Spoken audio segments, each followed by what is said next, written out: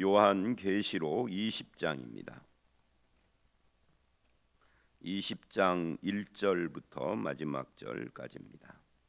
오늘 말씀 20장은 요한계시록에서도 가장 논란이 많은 그런 것이에요. 각각 의견이라는 말은 이제 해석이죠. 이 의견 해석이 달라지는 지점이기도 하고요.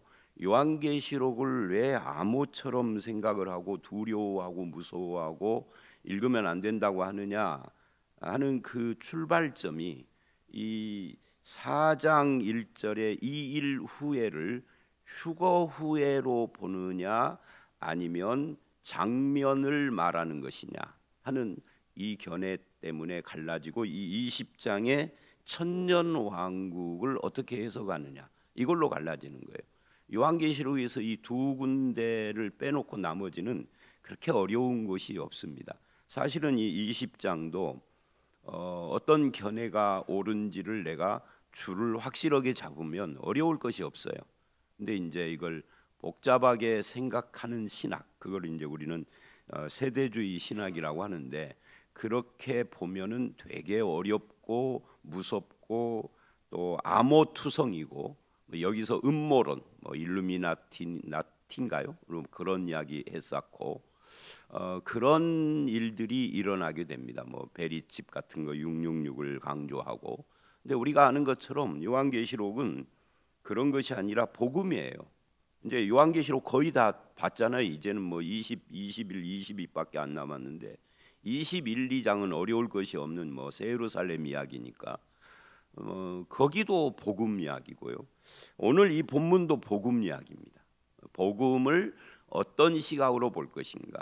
이제 이런 거죠. 핍박하는 그 권력자들과 세상이 잘 알아듣지 못하는 언어로 기록을 하는 거죠.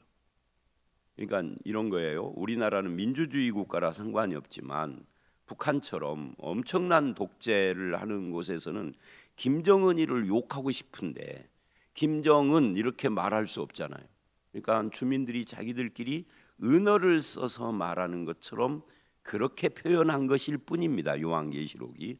자, 그래서 이제 오늘 말씀에 뭐가 어렵냐 할 때 천년왕국 문제가 어렵고요. 그 다음에 무저갱 이야기를 정리를 해야 하고요. 그리고 이제 백보자 심판의 핵심이 무엇인가 이런 것들을 좀 정리를 해야 합니다. 이 요한계시록 20장은 1절서부터 10절까지 천년왕국, 무저갱 천년왕국 이 이야기를 하고 있어요. 그리고 11절로 15절은 백보자, 흰 보자, 크고 흰 보자, 이 흰이 백이니까요. 백보자 심판 이야기입니다. 이 백보자 심판도 오해를 많이 해요. 어떻게 오해를 하느냐면 제가 엊그저께도 어떤 분한테 그런 이야기를 들었는데 우리는 모두 다 백보자 앞에서 행위를 따라 심판을 받는다. 근데 잘 읽어보면은 우리는이 아니에요. 우리는 행위를 따라 심판을 받는다 할 때 우리는이라고 하면 안 돼요. 그 행위를 따라 심판 이게 대상이 다른 거예요. 자, 그런 쟁점들이 있다. 자, 1절서부터 10절 이제 그 천년왕국 이야기인데요. 여기는 좀 자세히 봐야 할 필요가 있습니다. 근데 자세히 보되 쉽게 봐야 해요. 이 요한계시록 제가 이렇게 걸어오면서 요한계시록을 제가 설교했던 것을 정리해서 책을 출판할 마음이 있는데 언젠지는 몰라도 제목을 어떻게 할까 하다가 두 가지 생각이 왔다 갔다 했어요. 쉽게 읽는 요한계시록을 할까, 복음으로 읽는 요한계시록 이렇게 할까, 이런 생각을 계속 했는데 하여튼 쉽게 봐야 합니다. 쉽게 본다는 것은 대충 보라는 이야기가 아니라 이 요한계시록을 너무 어렵고 무서운 책으로 보지 말고 복음으로 보면은 되게 쉬운 거예요. 자, 여기 보니까 내가 또 보매 합니다. 요한계시록은 계속 본다는 이야기가 나와요. 장면이 바뀌었다는 거죠. 어제 말씀에 이제 그 심판의 잔치하고 연결해서 보는 거예요. 어제 말씀에서는 이 심판의 잔치를 통해서 17, 18장에서는 용의 세력의 가장 하부 조직이라고 할 수 있는 큰 음녀 바벨론의 멸망과 심판을 다뤘어요. 세상이죠. 그런데 이 세상을 지배하는 이 용의 삼각편대 중에 둘, 바다 짐승 세상 권세와 땅의 짐승 거짓 종교의 심판을 어제 봤어요. 그러면 남은 것은 이 넷 중에서, 아니 이 삼각편대 중에서 하나만 남은 거죠. 누구? 용. 그럼 용은 어떻게 되느냐 할 때 용에 대한 이야기가 이 천년 왕국의 첫 번째 핵심으로 등장을 하는 겁니다.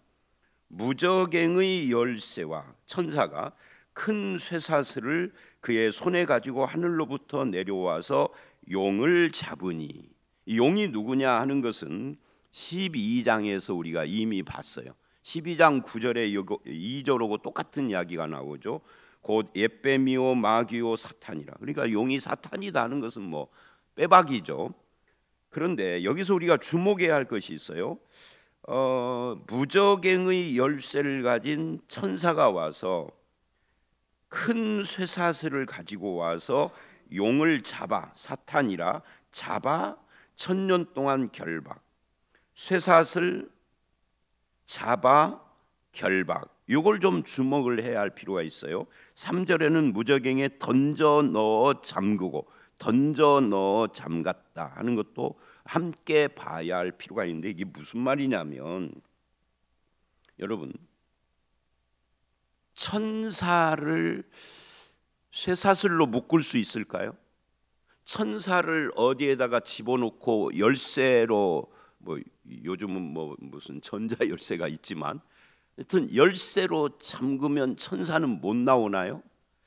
어디다 던져 넣는다는 것은 이게 천사에게 가능한가요? 아니 목사님, 천사가 아니라 용이요. 아니, 천사장의 타락이 용이니까, 사탄이니까. 사탄도 천사하고 비슷한 존재라고. 뭐가 비슷하죠? 영이라고요. 육체가 없다고요. 육체가 없는데 어떻게 잡죠? 어떻게 쇠사슬로 묶죠? 어떻게 던져놓고 잠글 수가 있죠? 그렇다면 결론은 하나예요. 이 표현들은 다 상징적인 거라고. 문자로 보자 그래요. 어제도 제가 소개했었죠. 어떤 분이 천년왕국을 그렇게 강조하면서 최근의 이야기예요. 문자로 봐야 된다. 문자로. 왜 상징으로 보느냐. 아니 그럼 천년왕국을 문자로 보려면 이런 표현들도 다 문자로 봐야 하는데, 문자로 보면 말이 안 받는 것이 천사를 어떻게 쇠사슬로 묶냐고요. 예를 들어볼까요? 사도행전에 보면 베드로가 감옥에 갇혀 있는데 천사가 왔어요. 베드로를 깨워도 안 깨우니까 쳐서 깨웠어요. 그러니까 일어났습니다. 그런데 따라갔는데 옥문이 그대로 있는데 그냥 나가요. 천사니까 가능하고, 천사가 그렇게 한 거죠. 지금 베드로를. 예수님이 부활을 하셨어요. 부활하기 전에는 육체를 입고 계셨죠. 근데 부활을 했는데 십자가에 못 박힌 자국도 있고 뭐 다 있어요. 그런데 이 몸이 달라진 거예요. 그래서 제자들이 두려워가지고, 당국자들이 두려워서 꽁꽁 문을 닫고 숨어 있는데, 문 열어주지도 않았는데 예수님이 들어오셔서 들어온 게 아니라 나타난 거죠. 그러니까 뭐예요? 문 닫으나 마나 소용이 없다는 이야기죠. 영은, 육체를 가진 자와 영인 것은 완전히 차원이 다른 이야기예요. 예수님이 육체로 부활을 했지만 그 육체가 우리가 갖고 있는 지금 이 육체하고는 질이 다른 거예요. 우리도 그렇게 부활을 할 거예요, 나중에. 그러니까 이걸 이제 전문 용어로는 영은 시공간의 제약을 안 받는다죠. 근데 그렇게 말하면 못 알아들어요, 사람들이. 그러니까 영은 묶을 수도 없고 가둘 수도 없고 문 닫아도 소용없고요. 영은 여기 있다가 동시에 저기도 있고요. 성령은 육체를 안 가지신 분이잖아요. 삼위일체 중에서 육체 가지신 분은 예수님밖에 없어요. 성령은 육체를 안 가졌기 때문에 우리 교회에 임한 성령님이 이 시간에 동시에 옆에 교회, 저기 교회, 미국 교회, 북한 교회까지 다 동시에 임하여 있잖아요. 육체가 있으면 이건 불가능한 거예요. 그래서 예수님이 요한복음에서 뭐라고 하죠? 이렇게 말을 해요. 내가 떠나는 것이 너희에게 유익이다. 왜죠? 예수님이 육체를 가지고 있으면 제자들과 함께 있는 동안에, 제자들과 함께 예루살렘에 내려왔으면 갈릴리에는 안 계셔. 제약이 있는 거예요. 근데 예수님이 떠나고 보혜사, 다른 보혜사 성령이 오시면 그런 제약이 풀려버리니까 너희에게 유익이다. 참 뭐 더 이상 성경 이야기 할 것 없습니다. 결국은 쇠사슬, 잡아, 던져, 결박 이런 단어는 상징적이다. 그럼 무슨 상징이냐 하는 거예요. 그건 이제 무저갱하고 연관이 돼요. 여러분, 무저갱은 저, 바닥이, 무, 없을 무, 갱, 굴이에요.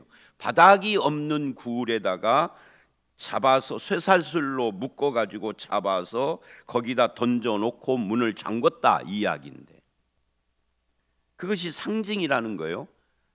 무슨 상징이냐 할 때 사탄이 패배했다. 이걸 이제 마태복음에, 이건 제가 지겹도록 자주 하는 말이라 요한계시록 안에서도 벌써 몇 번째고 다른 설교할 때도 지겹게 많이 반복을 했어요. 교인들은 잘 모를지 몰라도 마태복음에서는 결박, 요한복음에서는 내쫓김, 그죠? 요한 1서에서는 그의 일이 망함, 히브리서에서는 그 존재가 멸하여짐 등등 수많은 표현을 하지만 결국은 십자가 부활로 사탄이 무기를 뺏기고 패배했다를 말하는 거라고요. 그러면 이 패배했는데 그 패배한 자, 이것을 결박했다, 쇠사슬로 라고 표현을 한 건데, 그것을 다른 말로 하면 무저갱에 던져 넣었다라고 말하는 거예요. 자, 그러면 여기서 이제 무슨 문제가 생기느냐면, 무저갱이라는 것은 뭐냐 할 때, 일단 무저갱은 지옥이 아니에요. 왜 지옥이 아니냐면, 거기 3절에 무저갱에 던져놓고 임봉을 하여 천년이 차도록 미혹하지 못하다가 잠깐 놓이는데, 이놈이 나중에 다시 잡혀가지고 거기에 10절에 이래요. 또 그들을 미혹하는 마귀가 불과 유황 못에 던져지니, 거기는 그 짐승과 거짓 선지자, 얘네들이 뭐죠? 어제 19장에서 봤던 용의 하부 조직, 삼각편대, 용의 삼위일체 중에 이 두 놈이잖아요. 세상 권세와 거짓 종교. 이놈들과 함께 용이, 지금까지는 이 20장 전까지는 이놈들만 망한 걸 표현을 했는데, 이제는 용과 함께 셋이 그 유황 불못에 던져 넣어 세세토록, 세세토록이 뭐예요? 다시는 출몰을 할 수 없도록 영원토록 밤낮 괴로움을 받으며 거기 갇혀 있는 거예요. 이게 지옥이 아니고 뭐예요? 요 이야기는 나중에 14절에 또 나와요. 백보자 심판의 결론이 둘째 사망 곧 불못. 여기서는 백보자 심판은 첫째 부활, 둘째 부활, 첫째 사망, 둘째 사망을 해석을 해야 하겠지만, 일단 이게 둘째 사망은 곧 불못, 지옥이다 하는데 아무도 이견이 없어요. 그러면 무저갱에서 나와 이 둘째 사망 불못으로 들어갔다라면 무저갱은 지옥이 아닌 것이 확실한 거죠. 1000%. 그럼 도대체 뭐냐는 거죠. 지옥이 두 단계냐? 그거는 아닌 거예요.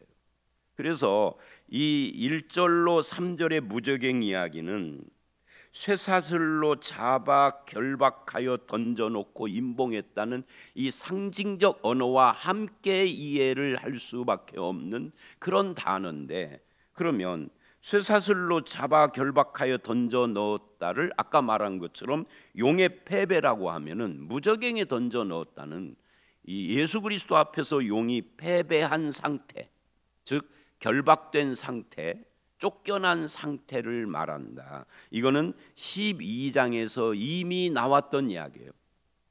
여자가 낳은 어린 아이 예수 그리스도를 말하는 거죠. 그 예수님을 설명을 하면서 12장에서도 뭐라고 하느냐면 12장 8절 이하에 이제 용이 이기지 못하여서 하늘에서 있을 곳을 얻지 못하니 9절 큰 용이 내쫓기니 옛뱀곤 막이라. 아까 12장하고 유사한이 아니라 같은 표현이 아까 20장에 나왔잖아요. 그 똑같은 표현을 하는데 뭐만 다르냐면 20장에서는 쇠사슬에 결박하여 잡아 던졌다라고 하고 여기서는 내쫓기니 그래요. 내쫓기니 땅으로 내쫓겨 그 사자들도 함께 내쫓기고 10절 참소하던 자가 내쫓겨. 그러니까 내쫓겼다라는 표현은 참소하는 자리에서 그 지위가 박탈된 것을 내쫓겼다는 거예요. 지위가 박탈됐다는 것은 이제 사탄은 누군가를 참소가 뭐예요? 고소 고발이죠. 하나님 앞에서 쟤는 죄인이다, 멸망받을 심판받을 죄인이다라고 정죄하고 참소하던 그 짓을 못하게 됐다. 왜? 예수님 때문에, 십자가 때문에. 누구를? 예수 믿는 사람을. 안 믿는 사람은 지금도 계속 용이 참소를 하지만 믿는 사람, 그리스도의 보혈로 대속받은 그 사함받은 성도는 참소할 수 없는, 그래서 참소하던 자가 내쫓겼다. 예수의 십자가 부활의 승리예요. 그래서 어떻게 이기느냐? 11절 어린 양의 피로 이기고 우리의 증언하는 신앙 고백으로 이기고. 이거 다 말한 거잖아요. 그리고 12장 13절 용이 자기가 내쫓긴 것을 보고 여자 교회를 박해하는지라 이렇게 나가는 거예요. 그러니까 다시 20장으로 오면 요 무저갱과 잡혀서 결박됐다라는 것은 복음의 승리, 예수의 십자가 부활의 승리를 표현하는 것이다. 그러면 무저갱에 들어가 있으니 어떻게 되느냐 하면 믿는 자에게는 용이 아무 힘도 못 발휘를 하는 거예요. 믿는 자, 예수 안에 있는 자에게는. 예수 밖에 있는 자들에게는 용이 무저갱에 있는 것이 아니에요. 저들에게는 이 사탄이 아직도 시퍼렇게 살아서 저들의 왕노릇, 주인 노릇을 하는 거죠. 제가 이것을 이렇게 표현한 적이 있어요. 앞에서 감옥에 갇혔는데 무저갱. 근데 거기서 서신 통치를 하는 어떤 정치인처럼, 그죠? 아니면 꼭 서신 통치가 아니라 이 바다 짐승 또는 땅의 짐승 또는 큰 음녀 바벨론이 수시로 면회 와서 대장님 이런 사안이 있는데 어떻게 할까요? 묻고 가서 오는 거죠. 그러나 그것이 예수님에게는 안 통한다.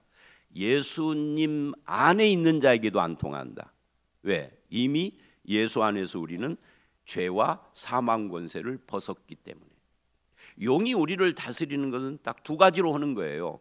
죄와 사망 권세로. 이게 용의 무기, 용이라고 자꾸 하니까 오해하겠는데요. 사탄의 무기예요. 그럼 그 두 가지 무기가 안 통하면은 우리에게는 소용이 없는 건데 그거를 결박했다는 거예요.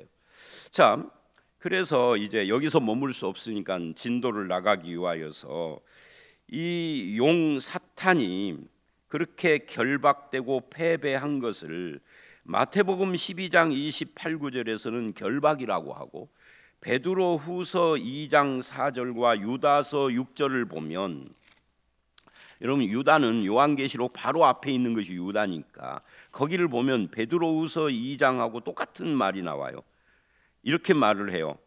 자기 지위를 지키지 아니하고 자기 처소를 떠난 천사들, 이게 용 사탄과 그의 졸개들을 말한 전사의 타락입니다.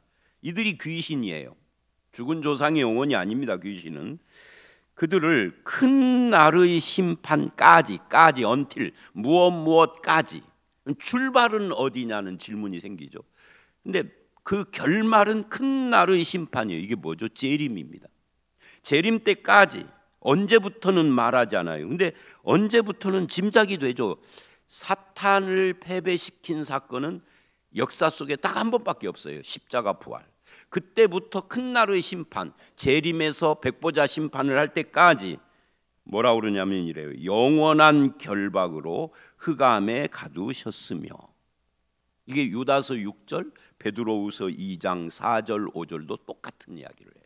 그러니까 마태복음에서 결박했다라는 말이 베드로후서 2장 4절과 유다서 6절에서는 똑같이 큰 날의 심판까지라고 조금 더 구체적으로 결박에서 가뒀다라고 하는데, 이 결박에서 가두어 놓으니 가두어 놓았다라는 것이 계시록 20장에서는 무더갱에 던져 가두었다예요.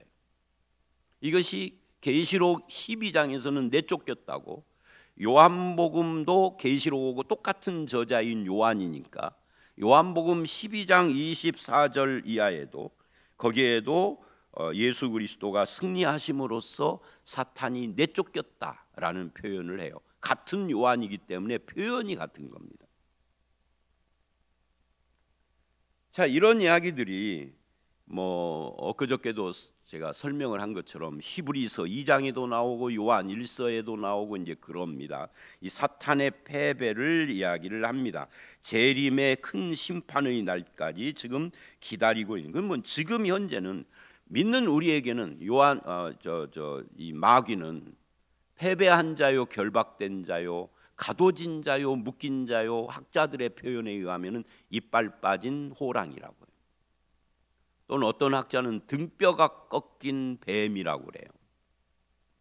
뱀을 등뼈를 꺾었는데 꿈틀거리잖아요. 그 꿈틀거리는 것이 멈추는 날이 재림 오는 날이죠.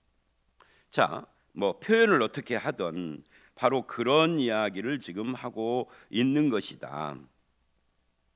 그래서 이제 이것이 뭐하고 연관이 되느냐면 2절 1000년 동안 이 결박의 기간이 마태복음이나 요한복음이나 히브리서, 유다서, 베드로후서 이런 데서는 기간을 말하지는 않았는데 계시록은 그걸 1000년 동안이라고 한다.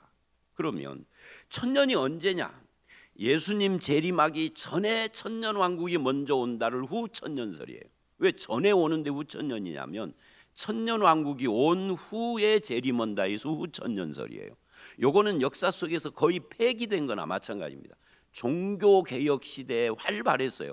그래서 이 땅에 우리가 천년이 오도록 해야 된다 해서 농민전쟁 일으키고 막 전쟁을 했어요, 유럽에서. 그런데 패배해버리자 포기한 거예요. 재침례 교도들 중심으로. 지금은 학문으로만 남아있죠.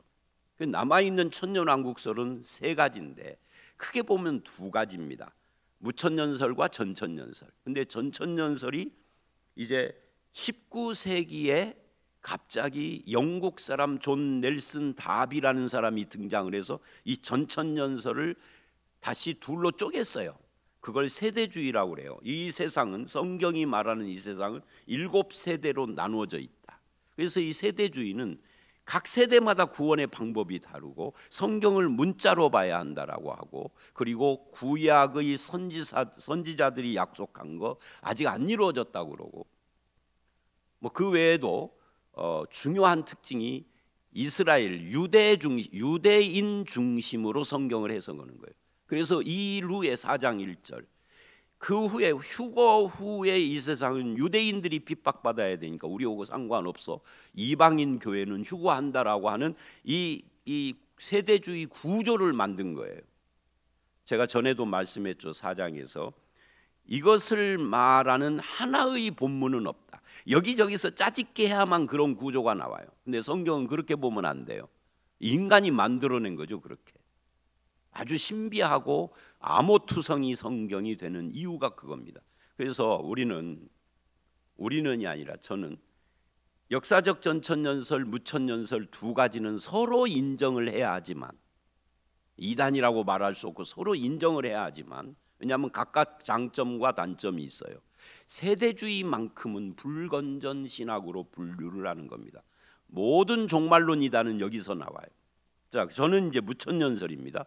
무천년설은 뭐냐? 천년이 없다가 아니라 예수 그리스도의 십자가 부활부터 시작한 하나님 나라가, 예수가 왕이 되신 이 하나님 나라가 예수님이 재림함으로 마무리되고 이 하나님의 나라를 아버지 하나님께 바친다라고 고린도전서 15장에 나와요. 이 고린도전서 15장에 나오는 그 말씀을 따르면 결국은 재림 전까지는 예수님이 왕이 되시고 재림 후에는 영원히 아버지 하나님의 이 나라를 통치하는데, 그 기간, 영원한 통치가 아니라 그 재림 전까지의 이 기간을, 이것을 상징적으로 천년, 왜 천년이냐면 딱 천년을 말하는 게 아니라 이게 긴 기간을 이야기를 한다라고 할 수가 있습니다. 근데 여러분, 이것을 문자적으로 천년이라면 얼마나 웃기냐면 두 가지. 성경에 여기 말고는 천년왕국을 말하는 것이 없다.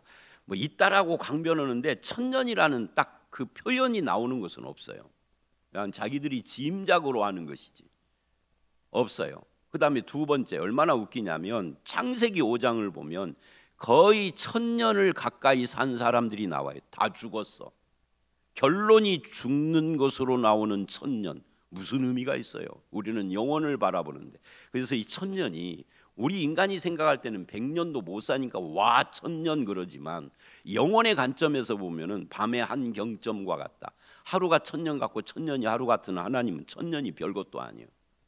긴 기간을 말하기 위하여서 1000년이라고 했을 뿐이다. 지금이 하나님 나라가 임하여서 이미 온 하나님 나라죠. 이미. 그리고 아직 완성되지 않은, 이미와 아직 사이에 예수님이 통치하는 그 기간을 말한다. 이거 이야기하다가 시간 다 가네요. 이게 중요해요. 그래서 반드시 잠깐 놓이면 이제 심판을 받는데, 4절 내가 보자들을 보니 거기에 앉은 자들이 심판하는 권세를 받았더라. 내가 보니 예수를 증언함과 말씀 때문에 목배임 당한 영혼들, 순교자들이죠. 또 짐승과 그 우상에게 경배하지 않고 이마와 손에 그 표를 받지 않는 자들, 성도들이죠. 이들이 살아서 그리스도와 더불어 1000년 동안 온. 그러면서 여기서 살아서라는 말은 이 다음에 부활을 해서, 둘째 부활을 해서 1000년 동안 왕노릇 한다가 아니에요. 우리는 둘째 부활을 하면 1000년이 아니라 영원을 사는 거예요. 우리는 1000년을 목표로 하지 않아요. 영원을 바라보고 살지. 그러면 이 살아서는 뭐냐? 그리스도의 초림과 재림 사이에 우리 모든 예수 믿는 살아있는 성도와 믿다가 순교를 한 그들과 그 다음에 보좌에 앉은 자들, 이들이 심판의 권세를 받고 이 세상에서 주님의 왕노릇에 동참한다라고 하는 성도의 신분을 이야기를 하는 겁니다. 이 살아서라는 말이 여기서만 나오는 건 아니에요. 여러분, 요한복음 에베소서 2장 1절로 3절에서 우리는 죽을 수밖에 없는 자가 아니라 죽었던 우리를 살리셨는데, 어떻게 살리셨느냐면 예수와 함께 살리시고 예수와 함께 하늘 보좌에 앉히시고, 이게 전부 다 과거 완료, 미래형이 아니에요. 이미 예수를 믿으면 예수와 함께 이미 죄에 대하여 사함받고 예수의 부활에 참여해서 살아난 영혼들이 우리고, 예수와 함께 지금 우리는 보좌에 앉아 있는 거예요. 지금 서부중앙교회에 있지만 신분이 그렇단 말이에요. 이건 이미 에베소서에서 바울도 했던 말이에요. 그것처럼 우리가 지금 현재 생명을 받고 살아서 왕노릇을 하고 있는 것이 성도들의 삶이다. 그거를 이야기를 하고 있는 거고요. 그래서 이것을 5절은 나머지 죽은 자들은 그래요. 나머지 죽은 자들은 누구죠? 예수 안 믿고 죽은 자들이에요. 이들은 이 1000년 기간 동안 살지 못해요. 언제 사느냐? 이 1000년이 끝나고, 즉 예수님이 재림하면 저들이 살아나요. 이걸 뭐라고 그러죠? 심판의 부활이라고 하는 겁니다. 그것이 11절로 15절이에요.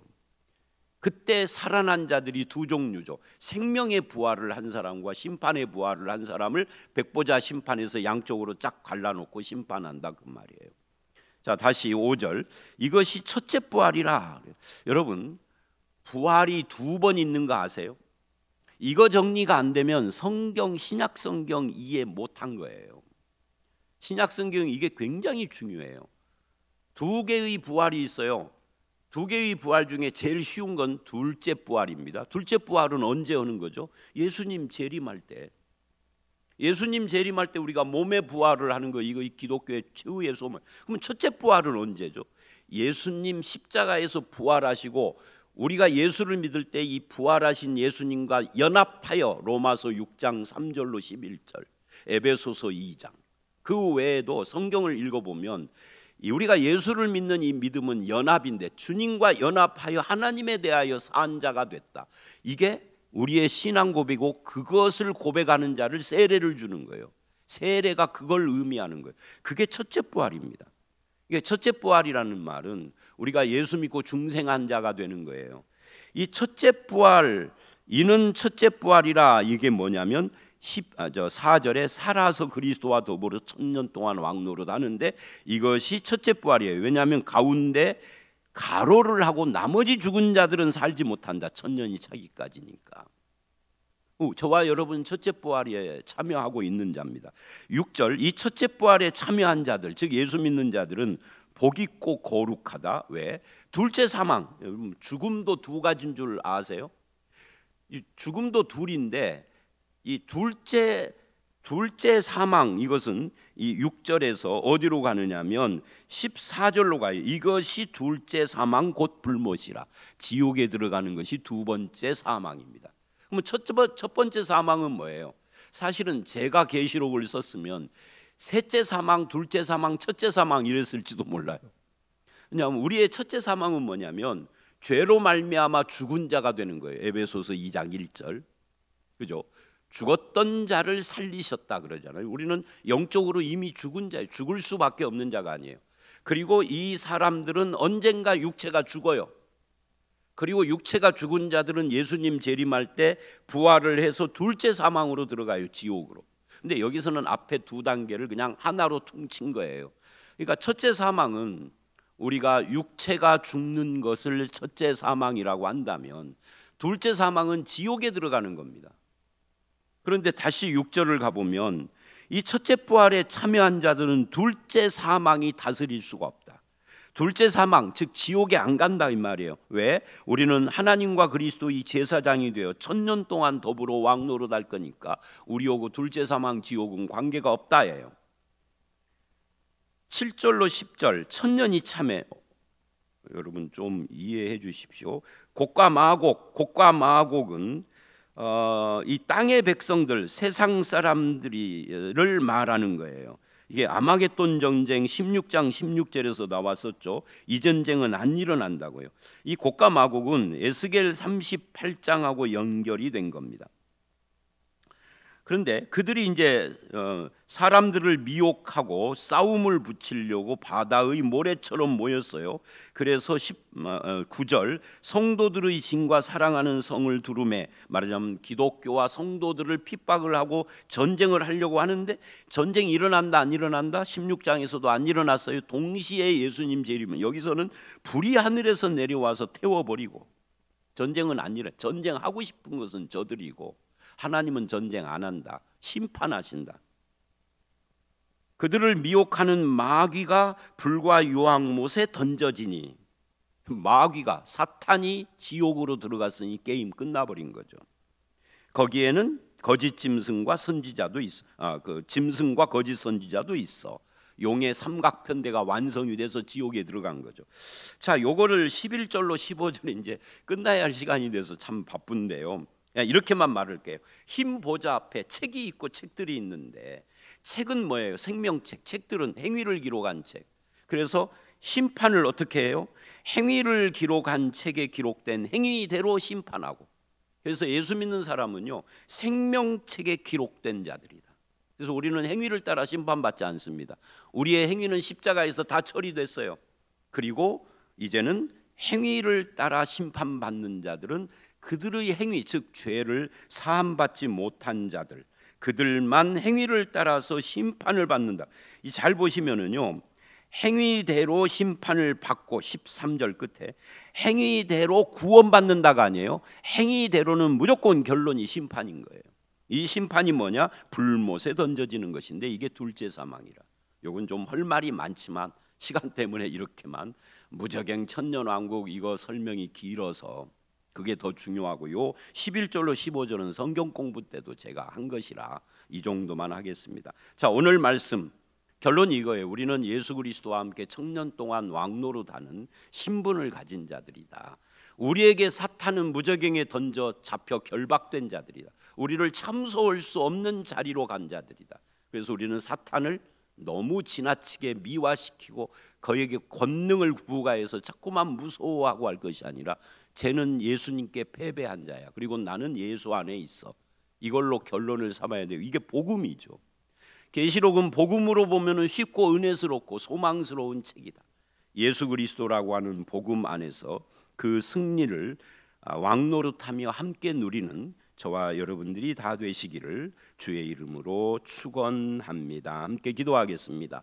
하나님 아버지, 우리가 예수 안에 있다는 것은 십자가에서 죄를 사하시고 부활로 사망을 패하신 예수 그리스도와 함께 그 죄와 사망 권세에서 영원히 해방된 자가 되었고, 죄와 사망 권세를 가진 사탄의 지배에서 벗어난 자가 되었으며, 하나님과 함께 예수와 함께 왕노릇을 하는 그런 신분, 왕같은 제사장이요 왕노릇하는 성도가 됐음을 감사를 드립니다. 우리는 이제 행위대로 심판받는 것이 아니라 복음으로 구원받은 자가 되었사오니, 우리의 남은 인생 주님께 영광 돌리고 주의 뜻을 따라 살며 아버지 하나님 세마포 옷을 입고 옳은 행실로 이 세상에서 빛과 소금이 되게 해 주시옵소서. 예수님 이름으로 기도드렸사옵나이다. 아멘.